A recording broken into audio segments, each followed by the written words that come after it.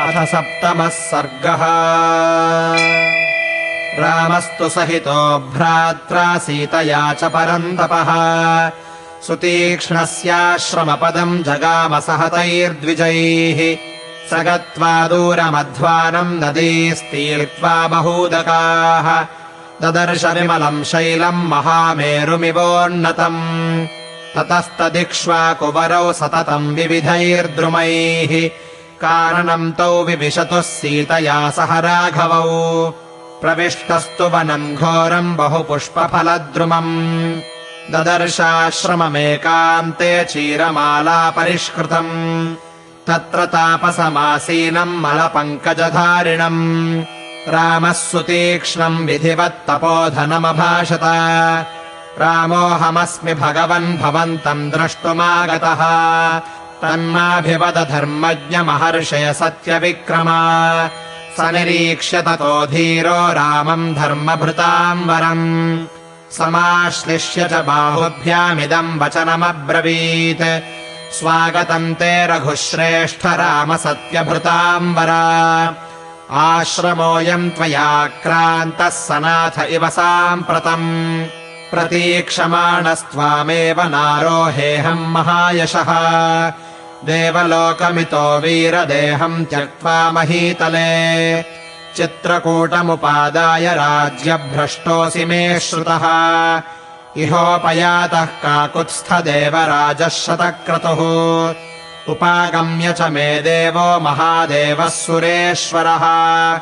सर्वान् लोकान् जितानाह मम पुण्येन कर्मणा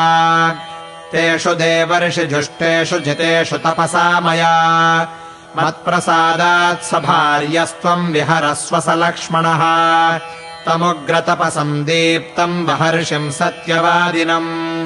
प्रत्युवाचात्मवान् रामो ब्रह्माणमिव वासवः अहमेवाहरिष्यामि स्वयम् लोकान् महामुने आवासम् त्वहमिच्छामि प्रदिष्टमिह कानने भवान् सर्वत्र कुशलः सर्वभूतहिते रतः आख्यातम् शरभङ्गेन गौतमेन महात्मना एवमुक्तस्तु रामेण महर्षिर्लोकविश्रुतः अब्रवीन्मधुरम् वाक्यम् हर्षेण महतायुतः अयमेवाश्रमो रामगुणवान् रम्यतामिति ऋषिसङ्घानुचरितः सदा मूलफलैर्युतः इममाश्रममागम्य मृगसङ्घा महीयसः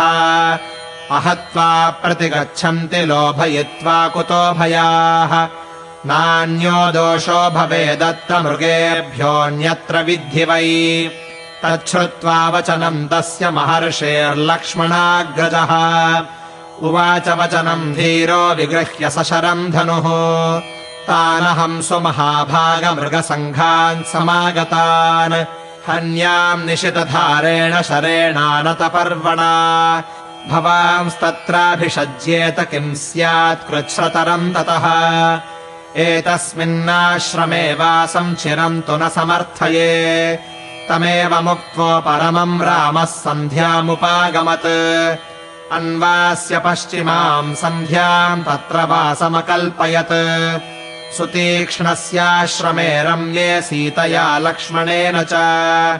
ततः शुभम् तापसयोग्यमन्नम् स्वयम् सुतीक्ष्णः पुरुषर्षभाभ्याम् ताभ्याम् सुसत्कृत्य ददौ महात्मा सन्ध्यानिवृत्तौ रजनीम् समीक्ष्य